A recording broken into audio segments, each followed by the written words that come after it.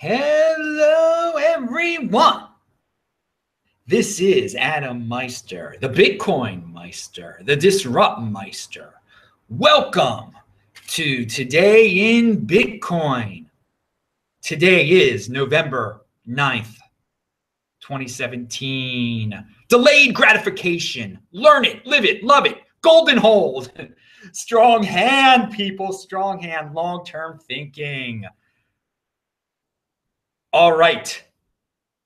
Tomorrow is Friday, November the 10th. And at 6 p.m. Eastern Time, it's going to be This Week in Bitcoin with Vortex, BTC Joe, and Igor from Australia. You might remember him from this summer. All those guys have been on this show before. And Igor, he is a hilarious guy. I'm really looking forward to it. And all the way from Melbourne, Australia. Not from Melbourne, from Brisbane, Australia. Got to correct that. All right. Also, that's 6 p.m. Eastern Time on Friday, 3 p.m. in Los Angeles, 11 p.m. in London. I think that's right. All right. Let's jump right into this thing. Tor de Meester has a very nice tweet. We're going to go over it. A little bit of 2x stuff is still left on the table. Let's discuss it. Tor de Meester says the following, and I will link to it below. It might not be linked to right now if you're watching this live. Today was a massive win for Bitcoin as decentralized, censorship-resistant digital gold. Miners and corporations are not in charge. Savers are. You better believe. Have a strong hand. Be a saver, people. All right. This guy, Henry, he has to say, what we learned from the New York Agreement /2X, there are companies in the space that can't be trusted. We can never know when they will pull a SegWit 3X. It will take them years to build back reputation, and they need to be humble meanwhile. Stay vigilant, people. Bitcoin. All right. Andy Hoffman was he was on Vortex's show on Sunday, and I caught something great that he said. Remember, you can see Andy Hoffman at CryptoGoldCentral.com. He's got a lot of blog posts there, and I'm going to quote from one a little later on, too. He mentioned how, why would you want to be if you're 23 years old right now, coming out of college, you're a smart guy, real successful in college at least. Do you want to go to Wall Street? We're going to work 24-hour days. They're going to work you to death. I mean, you're going to be playing your part just as a cog in the machine. I mean, and sure, you're going to get wealthy probably if you work for one of these big finance companies. But everything's defined for you again, and they're going to work you to death. Or you can come to the Bitcoin world. You can be your own boss in a matter of a year or maybe less. Make your own schedule, but you are going to get rewarded. You could be a star. You could be legitimately really wealthy and a star within a year, even faster. So I mean, I invite these people. I'm not hanging out on the college campuses or anything. And again, it's up to individual Bitcoin people like me to go to college campuses and tell them, if you're smart, you don't have to enter that traditional finance world where you're going to get hit real hard. You can come to this new world and take responsibility for yourself. Sure, you're not going to have a company paying your health insurance, but you're not working 24 hours a day, getting destroyed, getting people coffee. You have a chance to be the guy that they're going to get coffee for. There's that coffee thing again. Why do I keep talking about coffee? Hey, but remember, if you're earning a lot of Bitcoin in this space, don't waste it on coffee. All right, pound that like button, people. Pound that like button, people. So thank you. And again, paraphrasing another Andy quote. This is not a quote. This is Andy, a paraphrase, I guess. Great empires and monetary regimes are built on savings and investment, not borrowing and spending. The former is what Bitcoin represents. The latter is what Bcash, 2x, and all those altcoins represent. This is a savings versus spending type of thing, and that's what I was discussing yesterday. And Andy can catch those little points so nicely and then expand upon them. And we're going to actually talk about that later in the show, so improving everyone's listening skills when you're in a conversation or when you're watching one of these shows. So yeah, spending versus saving. Bitcoin is about savings. Obviously, Adam Meister is about savings also, if you're familiar with this channel. We post a new video here. I post a new video here every day. And thank you, Gerard Ulrich, for the $20 super chat question. What is your guess for Bitcoin price in US dollars post halving in 2020? Okay, so everyone knows that I tell people, think about the 2020 halving. Do not sell until then, because I want people to have a long-term goal in mind. But it's 2020 isn't that far away. But people often ask, well, Adam, what do you think it's going to be worth in 2020? And the simple answer, it's not a glamorous answer. It's going to be worth more than it is today. That's why I tell people to buy it now. Buy it now. It will be worth. So don't be involved in Bitcoin if you don't think it's going to go up in value. I don't know why anyone would want to be involved in Bitcoin. But savings is about increasing your wealth, thrift, and so you're going to put away this money because you think in the future it's going to be worth more. And so that is the simple answer. After the halving, when the supply being produced by the miners is cut in half, it's going to be worth more than it is today. You want me to say a number. And again, feel free to do the super chat, people. This is an added bonus everyone's getting here. This wasn't planned. So I have said in past videos, I think it seems like $10,000 is clearly destiny. I think things might slow down. So since I think we're going to hit $10,000 in 2018, obviously by 2020, I think it'll be over $10,000. Okay, not a glamorous thing, but guess what, people? A year ago, had someone told me it's going to be worth $10,000 in 2018, or we're on the verge, it will seem like destiny on November the 9th, 2017. I would be going crazy. It was $700 when I was in Zimbabwe. I was in Zimbabwe this time last year. And wow, Tawanda Kembo and I have an adventure on November the 10th of last year. Maybe I'll bring that up tomorrow. Trying to get that Mozambique visa. These countries are so silly. These third world countries, they make it so hard for Americans to enter their country. How silly. They make it so hard for the richest people on earth to enter their country, and they wonder why their economies are basket cases, or they don't really. Anyway, so yeah, I had to get a Mozambique visa in Zimbabwe. What an adventure. All right, so let's go back.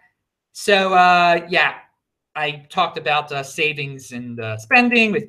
Okay, jumping ahead here. Yeah, I said that already. Okay, Vinny Lingham tweet. Diversity is key for our industry. Come on, Vinny. Oh my God. No, it's not. We want the diversity. We want smart people. Who cares what they look like or what religion, what sex, what race, nationality they are. We want the smartest people here. More women, people want to reach out to women, and this is what he keeps getting at, and other people are getting at. We want the best. Diversity for the sake of diversity is what runs places like Baltimore and Detroit.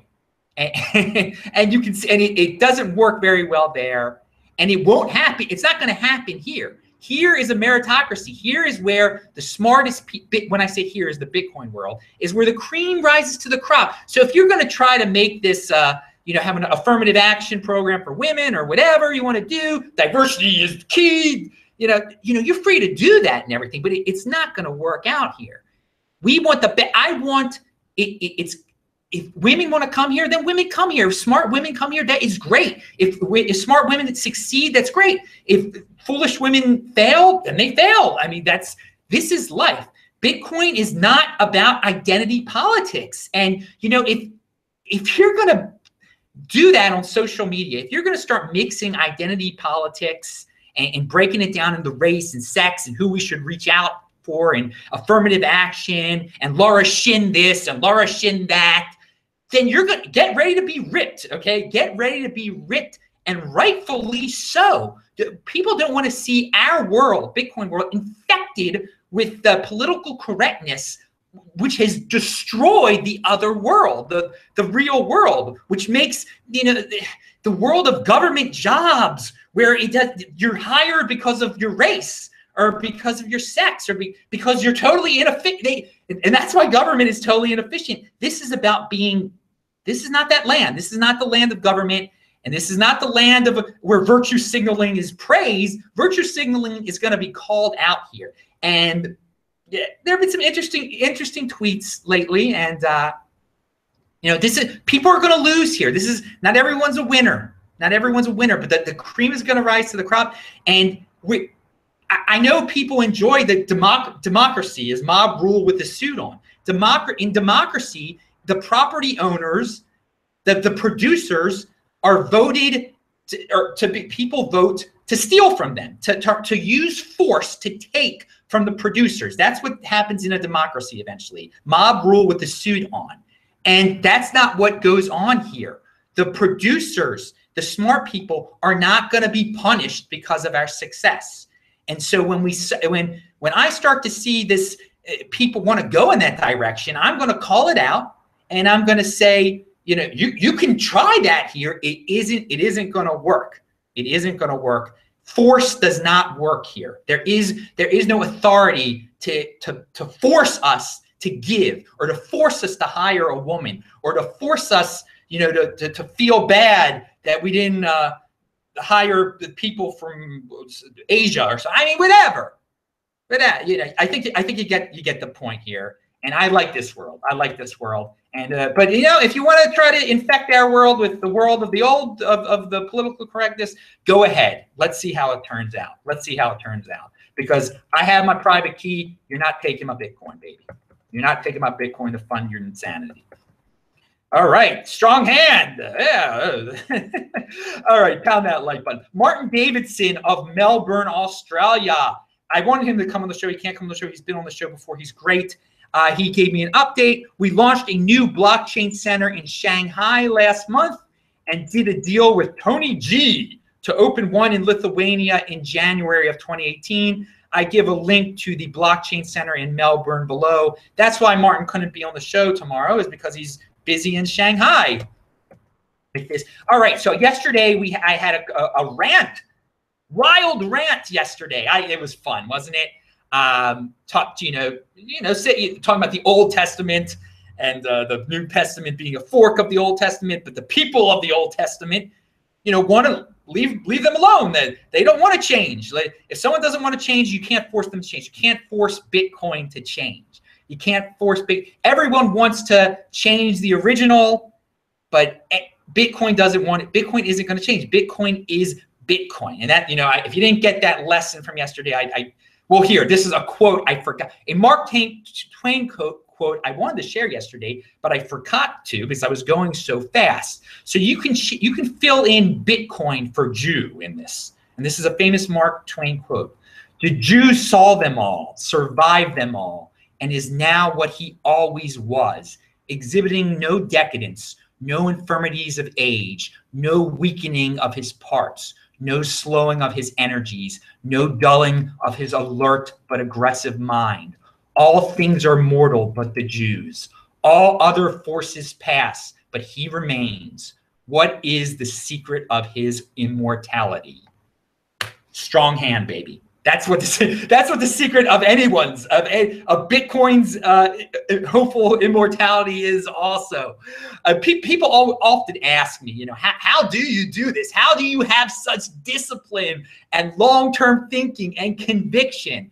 Well, I mean, Jewish people have been doing it for a while. We've had a lot of challenges. We've had a lot of people trying to change us, but we are not changing, and Bitcoin is not changing. So it's the key.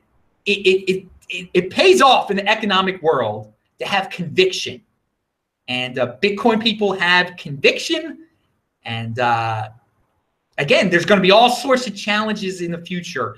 Bitcoin remains Bitcoin. If you want to start your own altcoin, that is awesome. Fork it off from Bitcoin. Be peaceful. Don't try to change Bitcoin. If you don't try to change the original will be cool with you. The Bitcoin, I mean, go ahead, make your Bcash, do anything you want to do. All right, so let's, I do like that Mark Twain quote though. All right, so, and if you still don't understand all that stuff, then I don't know what to say, people. Critical thinking skills, work on them. Okay, so yeah, haters gonna hate here. Here's because a lot of us are wondering, what's the next FUD situation going to be? Well, and I was going to bring this up before 2x went away. There's someone left a quote on my comments section here.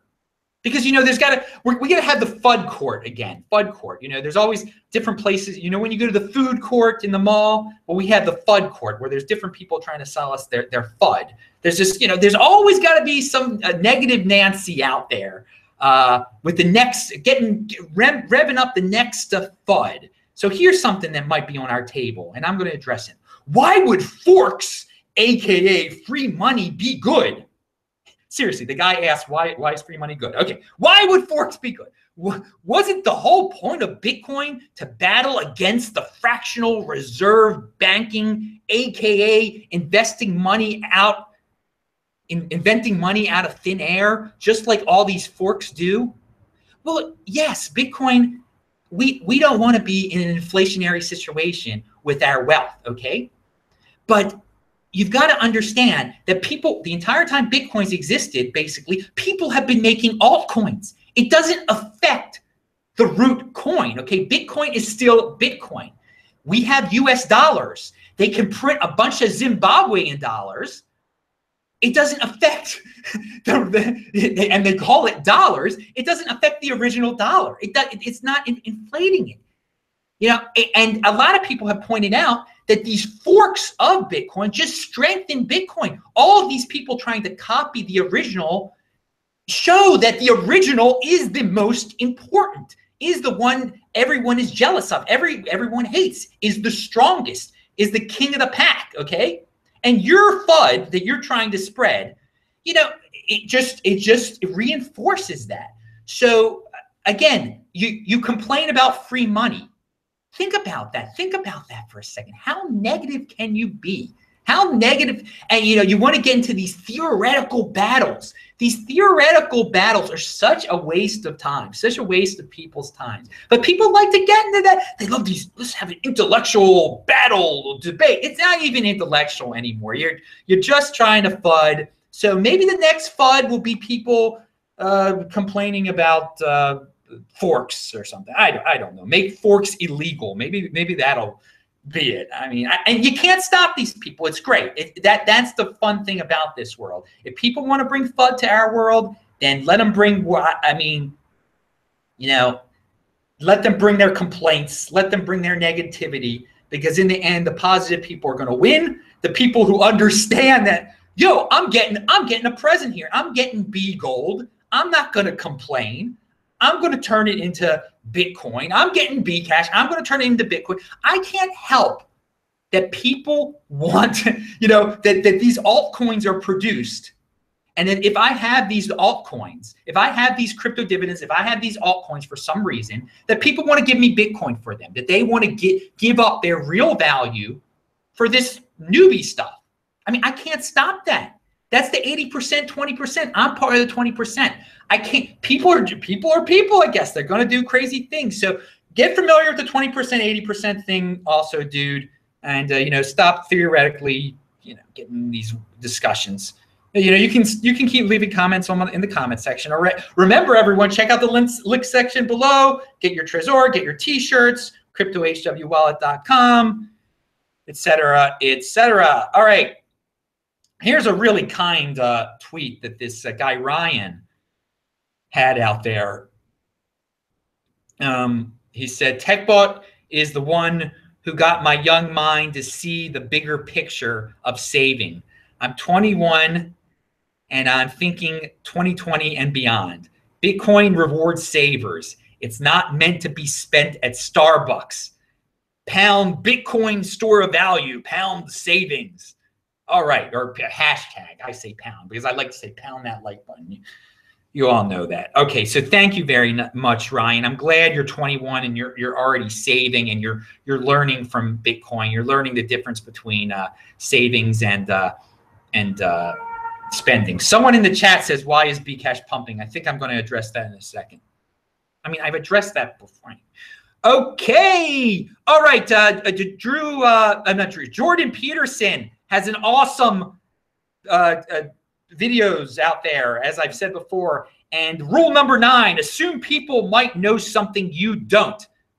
Okay, so you assume that when you get into a conversation with someone, make it a learning experience. Assume that even if this is a person you don't like, that maybe they know something that you don't, that you're going to be able to learn. And that's what when I have these This Week in Bitcoin shows every Friday, remember tomorrow, 6 p.m. Eastern time, 3 p.m. in Los Angeles, This Week in Bitcoin. Well, when I host these shows, I legitimately, when I'm talking to these people, I'm trying to learn stuff. I always try to take away like a new saying from the conversation, okay?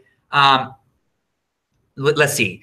And it's funny. And whenever I watch a video, whenever I watch a cryptocurrency video, I try to take away something. I try to learn something. I assume that they might know something that I don't know. So I'm going to try to take away something from it. And then sometimes I try to. So when you're listening to something, when there's a audio going on, okay, whether you're listening, you're watching, you're talking to someone, you try to learn something. So for example, Tone the other day, Tone Bays had a long technical analysis show, okay? It was pretty typical. Then he gets, and then he was worried about 2x. At the very end, he had a woman just appear out of nowhere, and she had a Canadian accent. And he was in Washington, D.C. I don't know if she was Canadian or not, but suddenly she starts talking about how in her lawyerly experience, I don't know if she was a lawyer or not, but she at an exchange, she knew about someone who had Bitcoin or cryptocurrency at an exchange, and that exchange was forced to confiscate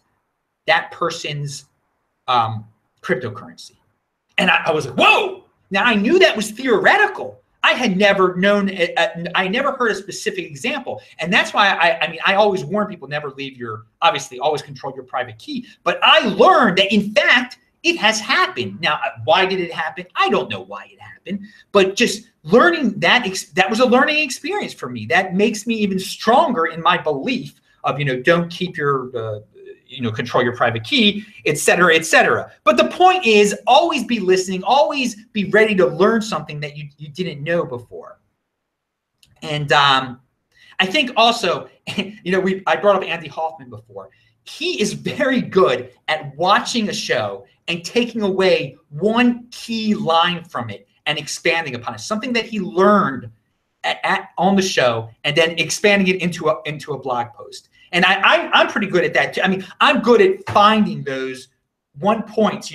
I can do an hour of This Week in Bitcoin, and I can find like sometimes you'll hear me yell out in the middle of the show, like, "Oh my God, that is so awesome! What you just said, Richard Hart. That's like the one-liner of the day." There's always going to be that one-liner that you're going to be able to take away, and you're going to say, "I just learned something." And it's a simple thing. It's a simple concept sometimes. So, yeah, there we go. Using some real-life examples there. Okay, and so thank you again. That is some really good advice from Jordan Peterson. I think the whole series is like how to be successful, or it was some funny name of the whole series. He gives all these tips about how not to be pathetic. I think it's called. I wouldn't call a series that, but whatever. He's got an interesting personality, that Jordan Peterson. All right. After breaking the Bgold story this summer, okay, I was the first person, and I'm still so proud of it, that brought up Bgold. Bgold has officially announced, and I linked to it below, November 12th, 2017, 19 o'clock UTC. We're thrilled to announce that's the start date. That's it. It's going to go live November 12th. That's Sunday. All right. So you're going to be able to trade it, do whatever you want to do with it. Good luck. I mean, it might have a market capitalization of $2.5 billion. It might be the number 7 or number 6 cryptocurrency suddenly in terms of market cap. It might be ahead of Dash. I mean, this is crazy. It's come out of nowhere. So it is a friendly fork of Bitcoin. And despite all the haters and the complainers, the people who complain about getting free coins, it is in the best interest of a Bitcoin holder to want Bgold to do as well as great as possible, okay? To be the number 2 cryptocurrency. And I'm not saying it's going to be the number 2 cryptocurrency, okay? But we're getting this stuff for free. So we want it to be, use logic here, people. Logic here. It's not surpassing Bitcoin.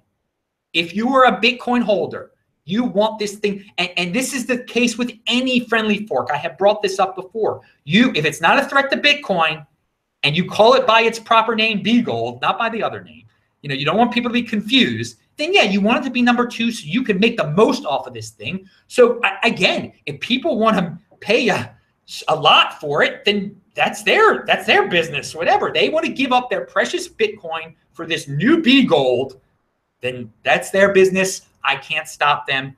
I'm just going to try to get more and more Bitcoin by any means necessary, legal, and obviously not through force, or I'm obviously against force. But again, people have also asked me, Adam, do you plan to buy more Bitcoin? It's so expensive. Why? Why would I buy more Bitcoin when people will give me Bitcoin for free for my Steam, which I get for free, for my crypto dividends, which I get for free? There's no, I mean, it's like, it's amazing. It's amazing this world we live in where the 80% are just going to give me Bitcoin for these free crypto dividends that I get. All right, that's great. Do that. I mean, so why should I buy it anymore? But again, if you don't have any Bitcoin now, and you think Bitcoin's going to be worth more in the future, then yeah, buy Bitcoin.